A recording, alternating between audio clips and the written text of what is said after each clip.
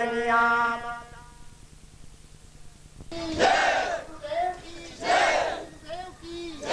गुरुदेव की गुरुदेव की गुरुदेव की गुरुदेव की गुरुदेव की गुरुदेव की।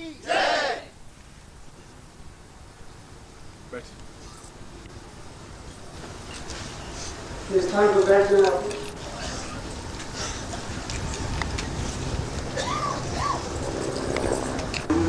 विचिन्त्यं पदं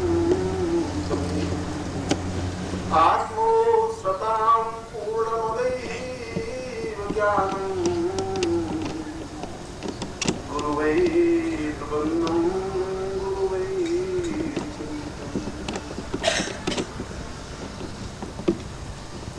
आज का यह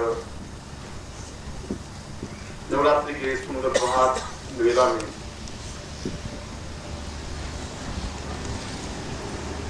शंकराचार्य की इस वाणी के साथ मैं अपने आत्मवचन को प्रारंभ कर रहा हूं। इस श्लोक में कुछ ऐसे महत्वपूर्ण प्रश्न उठाए हैं शंकराचार्य ने, जो उसके जीवन के दर्द हैं और जीवन की समस्याएं हैं, जीवन की बाधाएं हैं, उनके जीवन की एक अड़चन है। अड़चन और सन्यासी जीवन में तो रह ही नहीं सकती, संभव नहीं है। सन्यासी का तात्पर्य न्यास, छोड़ देना, त्याग कर देना, अपने पास में कुछ भी नहीं रखना। महावीर उच्च कोटि के नहीं, अद्वितीय सन्यासी थे जिन्होंने लंगोट तक भी नहीं रखी। जहां बिल्कुल अपरिग्रह हो, किसी प्रकार का मन में तृष्णा नहीं हो, किसी प्रकार का भाव नहीं हो, किसी प्रकार का चिंतन नहीं हो, वह अपने आप में सन्यासी। मगर उस सन्यासी ने अपने जीवन के 33वें वर्ष में समाप्त हो गए, मृत्यु को प्राप्त हो गए, मर गए। भगवान बुद्ध 43 साल की अवस्था में समाप्त हो गए। ईसा मसीह केवल 24वें-25वें वर्ष में समाप्त हो गए।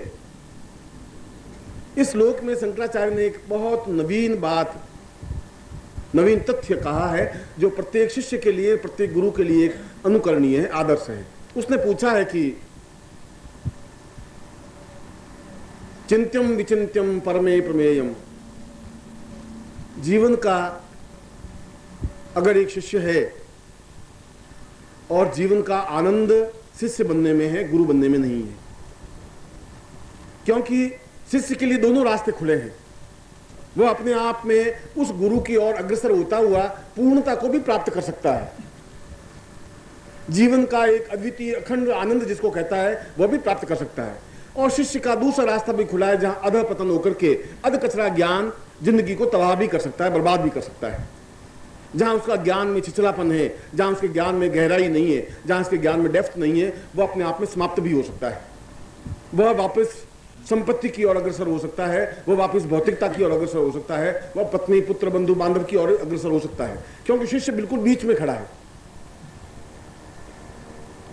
और संपत्ति शब्द बना है विपत्ति से, क्योंकि संपत्ति केवल विपत्ति में ही काम आती है और कोई काम आती नहीं। जीवन के आनंद उपयोग के लिए उस संपत्ति का कोई उपयोग नहीं है। आनंद प्राप्ति के लिए संपत्ति से आनंद नहीं खरीदा जा सकता।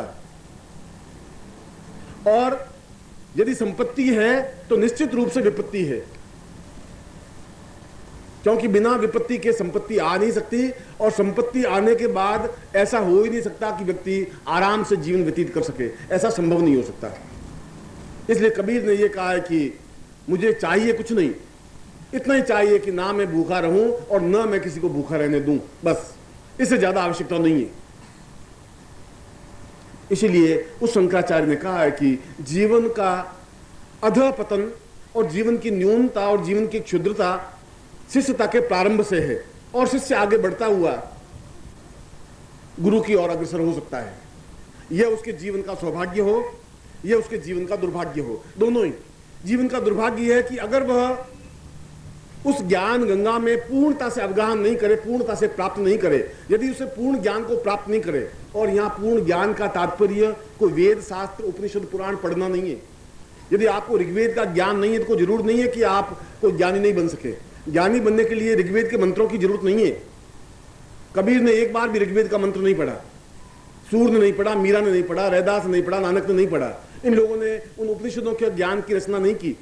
इन लोगों ने स्मृतियों को भी नहीं पढ़ा, इन लोगों ने सुश्रियंतों को नहीं पढ़ा, उन्होंने उपनिषदों को भी नहीं पढ़ा। मगर उनके पास एक बात थी कि कबीरा खड़ा बाजार में लिए लकुटिया हाथ, जो घर बारे आपना चले हमारे साथ। जो अपना घर जलाने की क्षमता रखता हो, जो इस बात की चिंता नहीं करता हो कि क्या होगा, जो इस बात की परवाह नहीं करता कि आगे क्या होने वाला है, इस बात की जो परवाह नहीं कर सके, जो अपने आप में फना हो जाने की क्रिया करता हो, उसके लिए पूजा पाठ, उपासना, ध्यान, धारणा, नीति और ये सब वस्तु आवश्यक नहीं है, ये जरूरी नहीं है। उसके लिए हनुमान और राम और रामायण कुछ आवश्यकता नहीं है। आवश्यकता इस बात की है कि वह अपने आप में एक जीव में स्थित हो सके, अपने आप में पूर्ण सक्षम हो सके। जहां भूमानंद कह रहे हैं कि अहम ब्रह्मास्मि तुम शब्द बोलो, वह अहम के दोनों तात्पर्य हैं। अहम का तात्पर्य है इतना अधिक घमंड, और अहम शब्द बना है हमारी पूरी वर्णमाला अ से लगा करके ह तक है, अ आ ई से लगा करके स स स ह। इतना सब कुछ जो कचरा है इसमें, बहुत कचरा है इस वर्णमाला में। छिछला ज्ञान है, झूठ है, छल है। गाली देंगे तो इन अ से लगा के ह तक के बीच में गाली देंगे, निंदा करेंगे तो अ से ह तक के बीच में, और जो कुछ करेंगे अ से ह तक के बीच में सारे खेल हो जाते हैं। इसलिए अ से शुरू होकर ह तक का जो कुछ है वो अहम हमें जीवन में नहीं चाहिए। यह अहम जीवन का बहुत बड़ा एक व्याघात है। बहुत बड़ा व्याघात यह है कि जो ही व्यक्ति में यह भावना आती है कि मैं ज्ञानी हूं, वह ज्ञान से समाप्त हो जाता है। जहां व्यक्ति ये समझता है कि मैं संपत्तिवान हूं, वह संपत्ति का आनंद नहीं ले सकता। जीवन में आनंद के लिए अहम का त्याग करना अत्यधिक आवश्यक है, और व्यक्ति त्याग नहीं कर सकता, क्योंकि जो भोग की अवस्था पे खड़ा है वह योग की माया नहीं जान सकता। इसलिए शंकराचार्य ने एक बहुत सुंदर पंक्ति, एक बहुत अनूठा वचन, एक बहुत अमृतमय वचन कहा है इस श्लोक में। और मैं सोचता हूं कि पूरे अगर शंकराचार्य के ग्रंथों को अध्ययन करें, उनके पूरे जीवन को अध्ययन करें, तो यह शब्द उसके जीवन का एक सारभूत शब्द है, जो उसने जिंदगी की मृत्यु के केवल 4 घंटे पहले इस श्लोक की रचना की। उसने कहा कि यह धरती, जिस धरती पर हम खड़े हैं, यह धरती जब 1000 वर्ष तक तपस्या करती है तो एक महापुरुष पैदा होता है। बार बार महापुरुष पैदा नहीं होते, बार बार ज्ञानी भी पैदा नहीं होते, बार बार चैतन्य पैदा नहीं होते, बार बार शंकराचार्य पैदा नहीं होते। मैंने उस दिन भी बताया कि तुम्हें वशिष्ठ के बाद 2500 वर्षों के बाद में राम की उत्पत्ति हुई, राम की रचना हुई। और आप कहें कि राम की रचना, राम की उत्पत्ति 2500 वर्षों बाद, वशिष्ठ के बाद। मैं वशिष्ठ जब शब्द कह रहा हूं तो वशिष्ठ राम की 8वीं पीढ़ी पहले, रघु, जहां से रघुवंश शुरू हुआ, उनके भी गुरु ही थे, वशिष्ठ ही गुरु थे। और 8 पीढ़ियां समाप्त हो गई, रघु समाप्त हो गए, उसके बाद दूसरा, तीसरा, और राम के बाद में लव कुश के भी गुरु वशिष्ठ ही रहे, परीक्षित भी गुरु वही रहे। इसलिए यह जीवन की सारी व्यवस्थाएं, और राम के बाद कृष्ण, और कृष्ण के बाद बुद्ध, और बुद्ध के बाद महावीर और शंकराचार्य, कुल हमारे पूरे शास्त्रों का निचोड़ हम पृथ्वी पर निचोड़ देखें तो कुल 15-20 आदमियों से ज्यादा आदमी पैदा ही नहीं हुए अभी तक। पूरे